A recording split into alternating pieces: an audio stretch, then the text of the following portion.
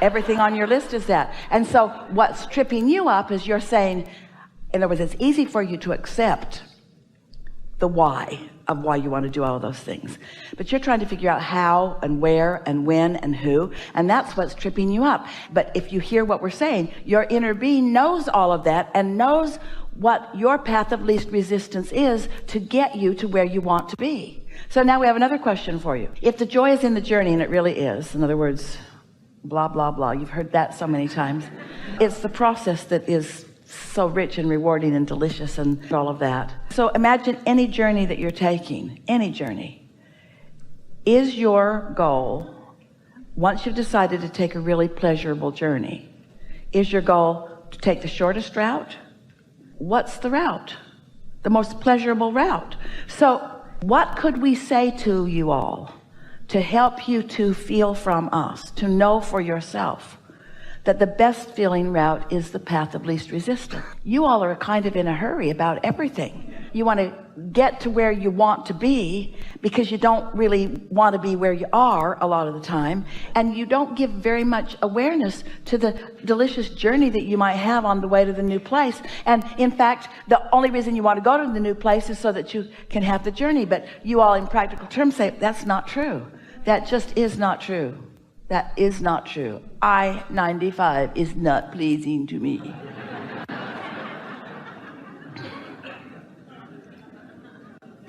Next. We only got 3. What are the other 7? 3's probably about it right there, right at the moment.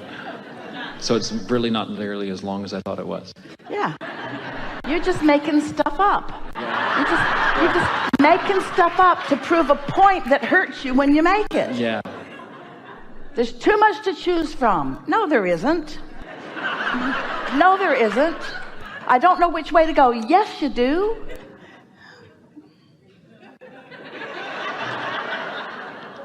I think the reason I'm feeling some of this now at this moment in time is that while I have been fortunate enough to have the same job, same acting job for the last 3 years, yeah. I know coming up in the next 3 months that I am leaving that job.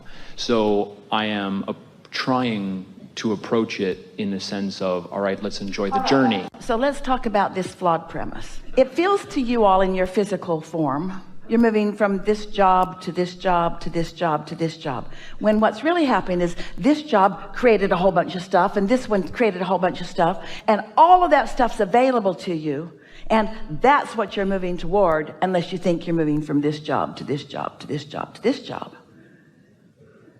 So what do you think in the current acting job, what are the best parts of it? Never mind. What are the worst parts of it? What's the best part of it? It's steady and therefore something that you can count on financially? Yes, and it's a show I enjoy doing. It's something I enjoy. But why? Because it has wonderful music and people love it, and it uplifts people, and it makes people happy. Why would you want to go anywhere else ever? Sounds like everything that's in your vortex.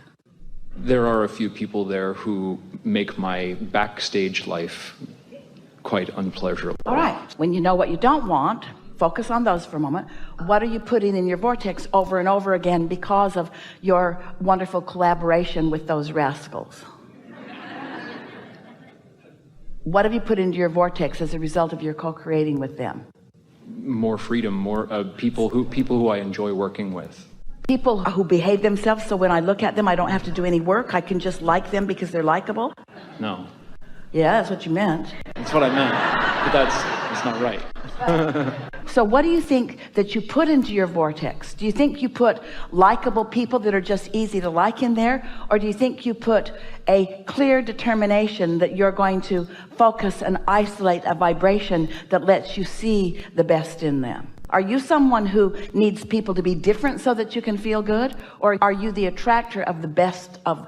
You see, we know you're going to attract a whole different set of people. That's the path of least resistance. It's so much easier when you're with someone who isn't nice or who isn't whatever you want them to be. And so you launch these rockets of desire. It's a much faster path, and sometimes even the most satisfying path, just for new people that are already like that to come to you.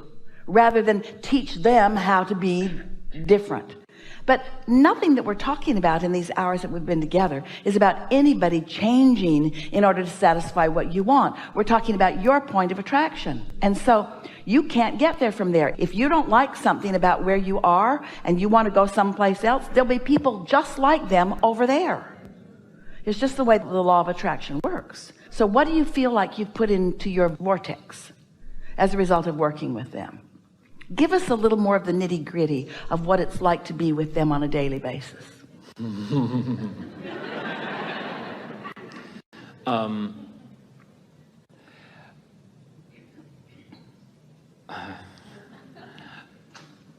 Do they need you to be different so that they can feel better? No. Well, they're a little ahead of you then. Yeah. To be completely honest, I think what it reflects, what I'm not enjoying is that it's reflecting back to me the fact that I'm needing them to change in order for me to feel better, as opposed to. So maybe on this journey, you might enjoy the self-discovery of getting out ahead of it instead of just repeating day after day the same thing, getting out ahead of it and then discovering something that you didn't expect to discover and feeling the surprise and the delight of that. That's what your inner being knows is your path of least resistance. Your inner being knows for sure that you did not come to live and teach conditional love. Your inner being knows for sure that you didn't come to say, spend your time and get it all figured out and then find this little herd of people and run around with them. If you find the right herd, then it'll be fun when you run around together. What your inner being knows that you came for is to find your connection, to know what you want, know what you don't want, and then find your connection with who you are, and then watch it become right before your eyes.